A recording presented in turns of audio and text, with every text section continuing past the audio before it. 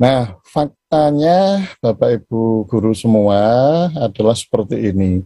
Memang idealnya pembelajaran jarak jauh atau PJJ atau online learning itu punya banyak keuntungan, ya, terutama di perguruan tinggi, ya, karena fleksibel, ya, bisa belajar kapan saja, di mana saja, aksesnya luas, karena bisa diakses oleh siapa saja, dan efektif kalau memang dirancang dengan betul. Nah, tapi sayangnya tidak semua pendidik ini bisa merancang PJJ dengan betul. Nah, saat pandemi, kalau pembelajaran online ini kan sebenarnya sudah lama ya, sudah lama. Nah, saat pandemi, ketika semua sekolah harus tutup karena anak-anak nggak boleh masuk, guru nggak boleh masuk, maka kondisi darurat ini yang menyebabkan semua yang baik-baik dari PJJ itu nggak bisa diperoleh, ya, karena darurat itu tadi. Ya. Nah, darurat gurunya harus apakah bisa daring atau nggak bisa daring, dipaksa daring. Ya. Perangkatnya ini juga mau nggak mau harus menggunakan, walaupun mungkin pinjem. Ya, internetnya juga demikian. Jadi semuanya harus daring. Nah, itulah maka faktanya di lapangan ini berbeda dengan harapan yang seharusnya. Nah, pembelajaran menjadi kurang terencana. Nah, oke, ini pandemi sudah 1 tahun lebih, ya, dulu Maret 2020, ya, tetapi memang tidak mudah kita merancang pembelajaran daring dengan baik, karena banyak hal yang harus kita perhatikan. Nah, nanti di belakang akan kita lihat, ya, akibatnya. Ya udah, pembelajaran daring kita laksanakan apa adanya. Ya oke lah, wah ini darurat. Ya, darurat memang. Di semester pertama mungkin bisa dikatakan darurat, tetapi kan sudah 1,5 tahun. Nah, mestinya ini kita semua harus sudah menyiapkan, ya, dengan baik. Ya. Nah, belum lagi kenyataannya perangkat yang dipakai untuk mengakses HP, laptop, dan sebagainya, ini masih terbatas. Ya, ya kalau punya gitu sudah bagus, tapi banyak, kalau saya lihat anak-anak itu yang kurang beruntung, ya, satu keluarga anaknya 4, HP-nya cuma 1, anaknya sekolah semua, gantian. Nah, internet ada banyak di wilayah Indonesia ini yang nggak menikmati internet. Kalau mau akses, kalau mau belajar, ya harus datang ke kantor polisi. Nah, kenapa?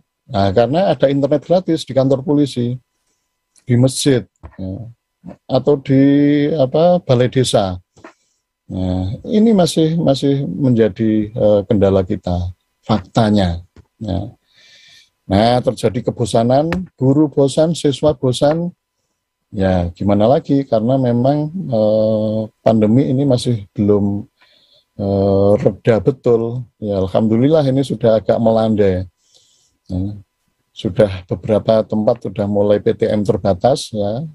Tadi sudah disinggung oleh Ibu Bupati Bogor. Ya, beberapa sekolah di Bogor ini sudah PTM terbatas. Terbatas itu artinya kan kapasitasnya harus maksimal separuh. Nah, 1 minggu mungkin 3 kali masuknya. Nah, berarti kan blended. Nah, ini sudah lumayan. Ya. Nah, kadang dukungan orang tua juga kurang.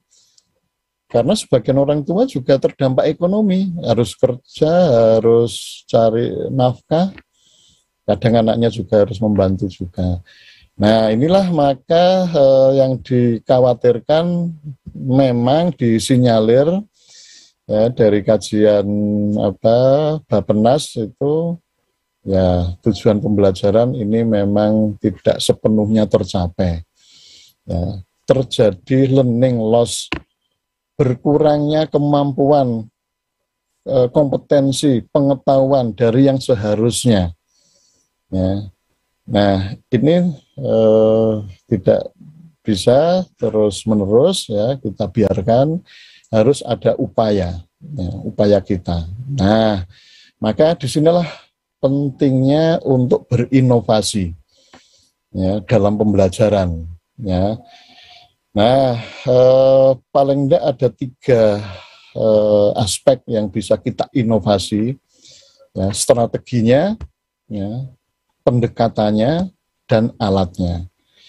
Nah, strategi bagaimana kita sebagai guru ini bisa melaksanakan proses belajar mengajar ya secara online yang menyenangkan.